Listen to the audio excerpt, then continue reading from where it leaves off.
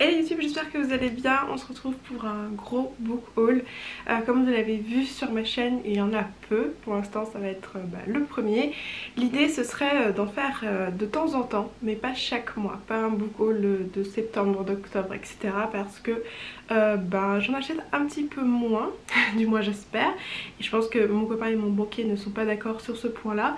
Mais bon, voilà, je me vois mal faire juste un book haul de 4, 5, 6, 7 livres. J'aime bien moi les book hauls où on a quand même pas mal de propositions, comme ça vous voyez un petit peu les sorties, vous voyez les livres qui me tentent, bref je trouve ça plus intéressant d'avoir plusieurs recommandations quelque part. J'aime bien faire ce que moi j'aime voir sur YouTube, et donc l'idée ce sera donc tous les 2 mois à peu près, tous les 2-3 mois, faire un book haul des livres qui sont arrivés dans ma palle, et on va commencer tout de suite. Alors il y a des livres que vous avez peut-être déjà vus, donc j'ai essayé de prendre vraiment que ceux dont j'avais peu parlé sur la chaîne, mais je vous recommande d'aller voir ma vidéo sur le Pumpkin Autumn Challenge, parce qu'il y a certains, les 3 premiers que je vais vous montrer rapidement, j'en ai déjà parlé dans cette vidéo, donc ça peut faire doublon. Là-bas j'en parle un peu plus en détail, et de toute façon tous les résumés sont dans la barre d'infos. Je mets des liens de chaque livre dont je parle, donc n'hésitez pas à aller checker. Ça me prend à chaque fois beaucoup de temps de rédiger cette légende. Il y a généralement toutes les infos que vous avez besoin de savoir, tout est juste en dessous. Je vous passe aussi le mot ici, mais c'est vrai que dans la dernière vidéo il y avait parfois des passages assez flous, et je m'en excuse parce que j'ai quand même une bonne caméra, j'ai la G7X Canon, et c'est dommage d'avoir une si piètre qualité d'image alors que j'ai quand même quelque chose de sympa. Donc je sais pas, c'est sûrement un problème de réglage de ma part, je ne sais pas vraiment comment il fonctionne. En plus avec les déménagements je n'ai plus le mode d'emploi, faudra que j'aille chercher tout ça sur internet. Donc voilà, j'essaie de vraiment faire attention et de vérifier de temps en temps que l'image n'est pas floue. Le problème c'est que même des fois j'ai essayé de retourner les clips et j'avais encore de l'image floue. Je commence à m'arracher les cheveux avec ça, mais bon, normalement là j'ai l'impression que ça a l'air d'être net. On verra par la suite, et on attaque tout de suite. Vous allez le voir, il va y avoir quelques classiques dans cette vidéo. C'est une première chez moi parce que je ne suis pas une grande lectrice de littérature classique, et ça se ressent quand je joue à Trivial Pursuit. Surtout voilà, je joue avec mes potes, avec mon copain, et quand là vient la case littérature, tout le monde me regarde en mode tu vas forcément tout gagner, c'est sûr que tu vas avoir le point. Et à chaque fois je me trompe, ou je ne sais pas, parce que je ne lis pas ce genre de littérature, voilà. Et c'est quelque chose que j'ai envie d'essayer. Voilà, comme prochainement il y aura une vidéo par exemple sur la dark romance qui me demande beaucoup de travail et qui vraiment me fait sortir de ma zone de confort pour le coup. Il y aura sûrement une vidéo où je découvre des classiques, mais en tout cas j'ai commencé par celui-ci. Voilà, il y a quelques pages pour l'instant et je suis agréablement surprise. C'est sûr que la plume n'est pas les mêmes qu'aujourd'hui, du moins de ce que j'ai l'habitude de lire, mais je suis transportée par celle-ci en tout cas. Donc là c'est le portrait de Dorian Gray d'Oscar Wilde. J'ai commencé par forcément des petits titres, voilà, j'ai été un peu guidée par le nombre de pages. Je veux pas me décourager, c'est comme la lecture en VO, j'ai envie d'y aller pas à pas, et on m'a conseillé celui-ci et je comprends pourquoi, parce que c'est vraiment très beau. Mais je trouve ça vraiment très beau, et c'est forcément très engagé aussi. Donc bref, je sens qu'il y a plusieurs couches de lecture, plusieurs façons d'interpréter ce genre de texte, donc ça va être beaucoup plus long à découvrir et à lire, mais je suis plutôt satisfaite pour le moment. Donc voilà, je suis une grosse débutante. J'ai lu tous les livres classiques qu'on proposait à l'école parce que ça étonne qui, et du coup je lisais vraiment tous les livres, pas que les passages recommandés, et je me rappelle que j'avais quand même de bons souvenirs, même si c'est pas mes meilleures lectures. Et donc je m'étais arrêtée à là, je me suis dit bon, pour l'école c'était sympa, mais j'ai pas tant aimé que ça, je vais pas continuer dans cette lancée. Et il y a quelques années aussi j'ai voulu me lancer dans le challenge Rory Gilmore, donc je sais pas si vous connaissez cette série Gilmore Girls, mais déjà cette série est incroyable, il faut que vous la regardiez. Et donc la jeune fille lit beaucoup, mais elle lit surtout des classiques, des romans aussi philosophiques, politique, etc. Et donc est sortie la liste de tous les livres qu'elle lit dans la série, tous les livres qu'elle mentionne en tout cas. Et c'est vraiment une liste de 300 bouquins. Et donc il y a beaucoup de classiques et je m'étais lancée comme un challenge de lire les livres que lit Rory Gilmore. J'avais commencé par Moby Dick et Kafka, La Métamorphose. Alors La Métamorphose j'avais bien aimé, Moby Dick autant vous dire que je l'ai pas terminé, j'ai vraiment pas trop apprécié ni les propos ni la façon dont c'était écrit, tout ça, c'était pas trop pour moi. Si parmi vous il y a des lecteurs de classiques, n'hésitez pas à me donner vos titres préférés en commentaire. Et voilà, si ça peut intéresser des personnes de faire des lectures communes, ça peut aussi me motiver. Et c'est le genre de texte, je pense, qu'il faut partager. Voilà, qu'on analyse, qu'on discute, qu'on échange les citations. Voilà, c'est un livre qui se partage et qui s'étudie un petit peu. Dans un autre registre, j'ai acheté Cédric Cyr, La Saignée d'occasion à 6 €. Donc j'adore dans cette boutique Guibert, je trouve tout d'occasion et c'est un pur plaisir parce qu'il est comme neuf. Vraiment, je pense qu'il n'a pas été lu. La seule modification, c'est qu'il y a écrit 2023 au stylo à l'intérieur. Donc voilà. Ce livre là par contre, il est très sombre. Cédric Cyr dans tous les cas je pense qu'il écrit des choses très dark. J'ai lu un autre livre de cet auteur il y a quand même quelques mois et je me rappelle avoir adoré. C'était pareil très sombre, très fort, très engagé. Beaucoup de détails, d'histoires dans le passé qui s'imbriquent dans le présent. Voilà, c'est un jeu narratif très travaillé et je dois avouer que là ça m'a fait plaisir de retrouver la plume de cet auteur. Il écrit divinement bien avec des descriptions, des tournures de phrases très riches sans alourdir le texte. Donc ça c'est quand même un exploit selon moi. Là ça va parler de dark web, de meurtre, de torture, de plein de choses violentes. Donc attention à vous et au trigger warning. Je le lis dans le cadre du Pumpkin Autumn Challenge sur justement les labyrinthes, le dark web, ce genre de thématique. J'avais du mal à trouver un titre pour cette sous-partie, mais celui-ci m'a été proposé par une copine Booksta. Je vous mets sa chaîne en barre d'infos parce qu'elle s'est mise sur YouTube et elle fait de super vidéos, donc je vous encourage à aller la voir. En tout cas elle a mis ce livre dans sa palle et je me suis dit ah, j'aime beaucoup cet auteur, autant en lire un autre.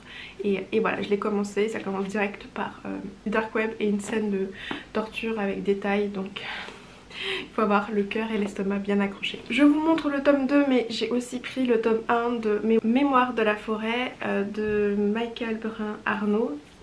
Je suis vraiment fan des visuels et des dessins. C'est surtout le dessin qui m'a d'abord attirée parce que c'est un livre pour enfants. Ça aussi c'est quelque chose qui me fait sortir de ma zone de confort. Les romans jeunesse, les bandes dessinées et les romans graphiques très jeunesse, avant c'était pas mon truc et là je suis en train d'être vraiment attirée par ce genre là.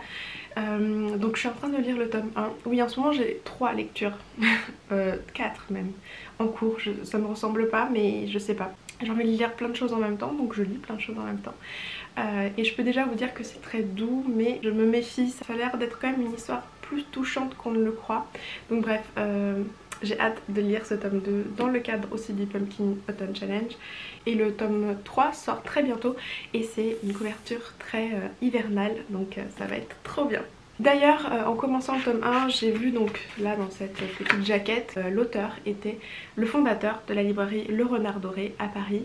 Et comment vous dire que j'étais très surprise et très excitée parce que j'ai envie d'aller dans cette librairie depuis un bon moment. Et d'avoir vu ça, voilà, j'ai envoyé un message boué dans ma story Instagram et plusieurs personnes m'ont proposé d'aller avec moi dans cette librairie, donc j'y vais très bientôt. Je suis super contente de pouvoir découvrir cette librairie et d'enfin tester ces 2 histoires jeunesse. Je vous montre très rapidement ces 2 albums que j'ai présentés dans ma vidéo du pack. Donc là on a Charles Dickens qui a écrit Oliver Twist et Chant de Noël. Donc c'est un grand livre jeunesse, donc avec l'histoire mais simplifiée pour les enfants et des écourté, pas simplifié, et des illustrations de temps en temps. Alors comme par hasard je vous montre les pages où il n'y en a pas. Voilà, des 12 illustrations, j'aime beaucoup le dessin là dedans. Et donc dans mon envie toujours de lire un petit peu de classique, sauf que Oliver Twist est une brique et je me dis ça peut être pas mal de tester avec cette version raccourcie. Donc Je compte lire Oliver Twist en automne et Chant de Noël en décembre. Ce sera pas mal. Et j'ai trouvé cette jolie édition à 9 €, toujours d'occasion. Alors là pour le coup c'est vraiment très jeunesse, c'est un album La Petite Lectrice de Elodie Canchambeau et Tristan Guion chez Gauthier Languereau, désolée pour la prononciation. Et vraiment j'ai craqué pour ces illustrations, mais vraiment c'est magnifique, c'est parfait, je suis hyper fan. Pareil, ça c'est un livre que j'ai vu dans un live Twitch de Guimauze, la créatrice du pack, et la première planche elle nous l'a montré en live et ça donne terriblement envie, les couleurs, les dessins. J'ai hâte, ça va se lire très vite, mais c'est juste un petit bonbon, une petite sucrerie de cette saison. Rien à voir, mais j'ai aussi acheté un cahier de coloriage. Alors je fais quand même du coloriage, j'allais dire beaucoup, mais c'est vrai que ça fait quelques mois que j'ai pas trop sorti mes crayons.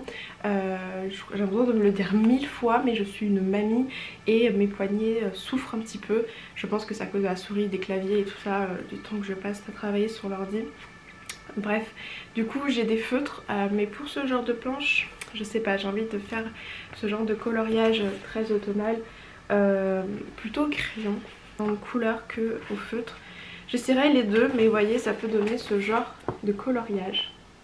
Donc c'est un peu vintage, j'aime bien moi ce genre de dessin et ouais, bref, je l'ai trouvé sur Amazon par contre parce que je le trouvais nulle part autre. Et celui que je voulais de base n'est plus disponible, qui était aussi sur l'automne. Donc je me suis rabattue sur celui-ci et je suis plutôt satisfaite. Donc vous verrez très bientôt ce livre et un coloriage sur ma chaîne. On fait une petite aparté manga parce que j'ai acheté le tome 1 de Death Note dans cette version all black. Et donc là j'ai acheté le tome 2 et le tome 3. Et j'adore, vraiment c'est un format que j'aime beaucoup parce qu'il a l'air d'être un peu plus grand que l'édition d'origine. Et dedans je crois qu'il y a au moins 2 livres, si je me dis pas de bêtises. Il doit y avoir 2 mangas dans chaque édition comme ça. Et bref, j'ai lu le tome 1 en une après-midi et c'est une relecture. Je crois que j'ai lu genre les 3 premiers tomes peut-être de souvenirs, les 3 premiers tomes de cette édition. Donc je les relis, je les rachète parce que je les ai plus. Bref, très hâte de relire la suite et de découvrir comment ça se termine. Mais c'est l'un de mes mangas préférés. Je trouve ça très intelligent. J'ai reçu de la part de la maison d'édition Brajlon, donc la collection Phipps, Where Echoes Dies de Courtney Gould, et c'est la première fois que je découvre cet auteur. Je l'ai commencé, je suis voilà, 50 pages et je dois dire que c'est très prenant. La plume est plutôt sympa, c'est accessible vu que c'est plutôt young adulte. Donc c'est 2 sœurs qui vont un peu en road trip dans une ville, une sorte de désert où il fait très chaud, d'où les flammes comme ça, et elles vont dormir dans une caravane qui est dessinée aussi sur la couverture. Je trouve que la couverture est vraiment très belle, et elles vont dans cette ville en fait pour marcher dans les pas de leur mère qui avait une fascination pour cette ville, ces villageois, et voilà, qu'est-ce que cette ville a à leur apporter, quels sont les mystères qui s'y cachent. Elles mentent à leur père pour se rendre dans cette ville et voilà, et découvrir pourquoi leur mère était si fascinée, parce que du coup leur mère vient de décéder. J'ai hâte de vous en dire davantage, mais je sens que ça peut être une très bonne lecture. Celui-ci je l'ai vu partout. Comment ne pas tomber sur Une vie comme les autres de Anya Yanagihara, désolée pour la prononciation. Voilà, ce livre, cette couverture me hante tellement je la vois passer partout. Et c'est vrai que l'histoire me plaît bien, en tout cas le résumé. C'est 4 amis de fac qui ont décidé de conquérir New York. On a un acteur, un artiste peintre, un architecte et Jude, le plus mystérieux d'entre eux, qui s'affirme comme le soleil noir de leur quatuor. Ça va parler d'amitié masculine et d'empathie et de la façon d'endurer la souffrance. Donc je sais que c'est un livre qui peut changer un lecteur, qui est vraiment très fort, très poignant. Tous les retours que j'ai vus dessus sont positifs Et quand je dis qu'ils sont positifs, c'est que tout le monde utilise des mots très forts comme il a changé ma vie, je ne pourrai jamais l'oublier, je ne sais pas si je l'ai adoré ou détesté, mais en tout cas je ne peux pas l'oublier. Donc je l'ai acheté, en plus il était d'occasion en très très bon état. Donc peut-être une petite vidéo, je lis des livres Dark Academia parce que j'ai l'impression que j'en ai acheté pas mal ces derniers temps et c'est un style, une ambiance j'ai envie de dire qui me plaît plutôt pas mal. C'est une grosse pavasse, je l'ai montré à mon copain, il m'a dit il me fait peur, vraiment ton livre me fait peur. Voilà, c'est vrai que c'est un peu un format bible en plus, donc bref. On enchaîne avec un autre classique et cette fois-ci c'est Jane Austen, Orgueil et Préjugés. C'est l'un des livres aussi qui m'a été fortement conseillé et qui me tente le plus par son résumé. Voilà, je vous mettrai les résumés comme j'ai dit en lien en barre d'infos. Mais je me suis rendu compte du coup dans les rayons classiques qu'on a mais 10 000 exemplaires pour un seul livre. Et donc bon, j'ai une âme de collectionneuse mais je veux pas forcément tous les livres de la même maison d'édition. On enchaîne avec un livre mais que j'ai vu partout, donc Les 7 maris d'Evelyn Hugo.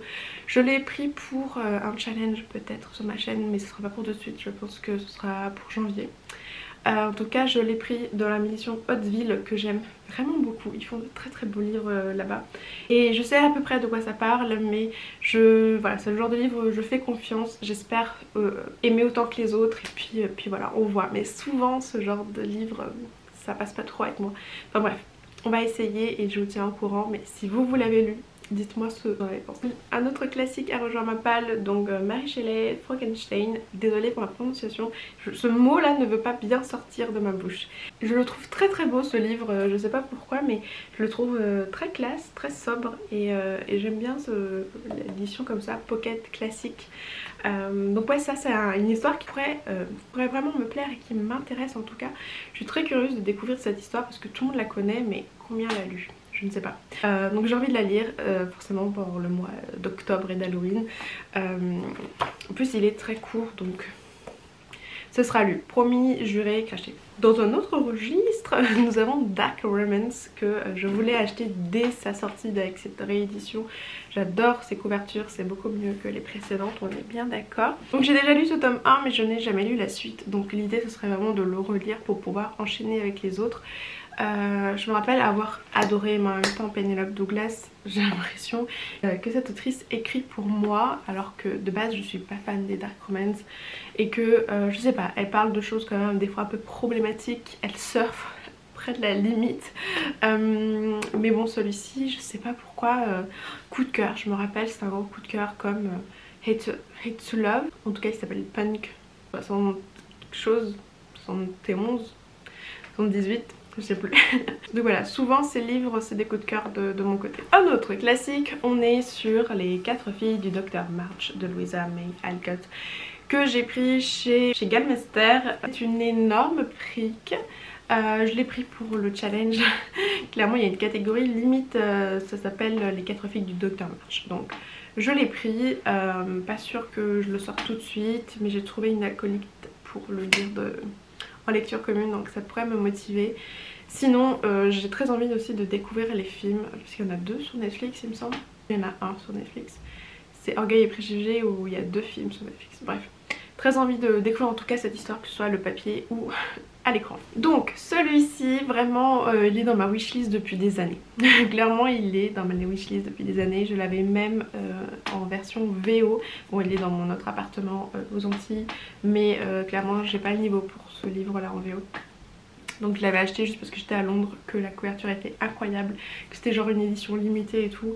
Mais je l'ai enfin en format poche chez Pocket en français, Le Cirque des Rêves, qui parle de cirque, qui parle de magie. Il y a ce livre là aussi peut rentrer dans la vidéo dans le challenge du pack mais je suis pas sûre de le lire tout de suite. Là j'ai un peu craqué mon slip, c'est des titres que j'avais envie de lire depuis longtemps et bon j'étais sûre de pas les trouver d'occasion parce qu'ils sont soit récents soit difficiles de les trouver donc je les ai pris neufs. On a déjà celui-ci qui est encore sous plastique, Anne de Green Gables, celui-ci Maud Montgomery et j'ai eu un coup de cœur pour la série télé. Alors quand je dis un coup de cœur c'est plus que ça, c'est vraiment je me suis sentie très très mal à la fin de cette série. Déjà la suite a été annulée. Je suis tombée amoureuse de cette série pour les visuels, pour les acteurs, pour les personnages, pour tout est beau, tout est parfait, tout est...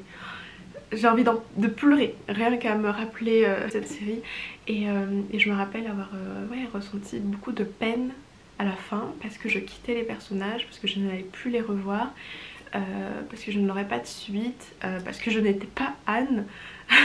Bref, j'étais vraiment chamboulée par tout ça et je sais qu'il y a les livres disponibles, donc je les ai pris en hardback parce qu'ils sont vraiment très très beaux. Bon, peut-être pas le 1, mais les autres tomes sont splendides et je sais qu'on la suit plusieurs années dans sa vie de femme, je crois qu'elle se marie, peut-être même de maman, je sais pas, mais en tout cas elle la suit tout le long de sa vie et c'est exactement ce que j'aurais aimé avoir dans la série. Celui-ci, je l'ai vu mais partout dans les chaînes anglophones. Ok, donc c'est Demain et Demain et Demain de Gabriel Zevin. Déjà je dois dire merci à l'édition parce qu'ils ont gardé la même DA, la même couverture que l'original et heureusement parce que c'est parfait. C'est vraiment une image, une police, vraiment le livre est parfait. J'en suis fan, par contre il est énorme et je sais juste de mémoire, ce que j'en ai entendu parler en tout cas sur les chaînes anglophones, que c'est une histoire d'amitié, peut-être d'amour entre deux personnes qui se rencontrent dans un hôpital et ils deviennent amis et ils décident d'inventer un univers virtuel et voilà, ils créent un sorte de jeu vidéo et à 25 ans ils sont brillants, riches et célèbres. Ça va peut-être parler de jalousie, la notion d'identité, d'échec, de seconde chance et le besoin désespéré d'aimer et d'être aimé. Alors waouh, rien que le résumé là j'ai envie de le lire tout de suite, il a l'air trop bien. Et vraiment la police hyper agréable, vraiment on parle souvent quand on décrit un livre, le résumé, le titre, l'auteur, l'origine peut-être de l'auteur, le prix, le nombre de pages, etc. Voilà, on donne tellement d'informations sur un livre qu'on le chronique ou là quand on fait une vidéo book haul, mais on parle pas assez du travail éditorial à l'intérieur. Est-ce que les pages sont assez épaisses? Est-ce que la police est assez agréable? Pour moi c'est hyper important parce qu'on passe des heures en fait à regarder ces pages et moi j'ai des petits problèmes de vue et sincèrement voilà, c'est le genre de livre que je veux avoir dans ma bibliothèque parce que je sens que ça va être un agréable moment de lecture au-delà du roman lui-même. Et dernier livre je crois de cette vidéo, j'ai enfin acheté Absolu. Alors je suis en partenariat avec Brajlon depuis un moment. Sauf qu'au moment où ce livre est sorti, j'étais je crois encore aux Antilles et je préparais sûrement un déménagement. Je crois que c'est plus ou moins à cette période là. Donc je ne l'ai pas demandé malgré moi. Sauf que là le 2 sort très bientôt. Et du coup j'aimerais beaucoup le recevoir et pouvoir vous en parler.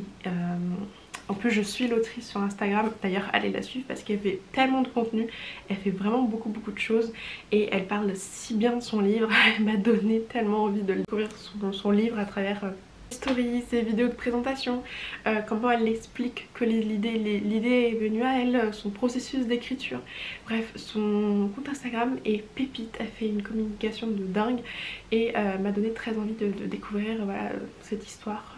Peut-être que ce sera une trilogie, je me rappelle plus très bien, mais en tout cas elle est en train de commencer ou de travailler sur le tome 3. Et je suis fan en tout cas de ces livres. En même temps, Brajlon, dans la collection Big Bang souvent, font des livres incroyables, des livres magnifiques. Ils font des très beaux artbacks et je suis fan de cette couverture. Ainsi que donc de l'image à l'intérieur de ce monstre. Donc pour l'instant je n'en sais rien.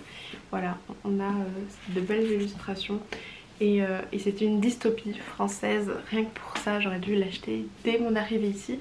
Bref, je compte le lire très prochainement puisque le 2 sort bientôt. Bien, si vous avez lu l'un de ces livres que je vous ai présenté dans ce book haul, n'hésitez pas, voilà, donnez-moi votre avis ou dites-moi si vous l'avez chroniqué sur Instagram, j'irai jeter un œil. Je suis super contente de vous proposer aussi ce genre de format, ça change de mes vidéos vlog, challenge, etc.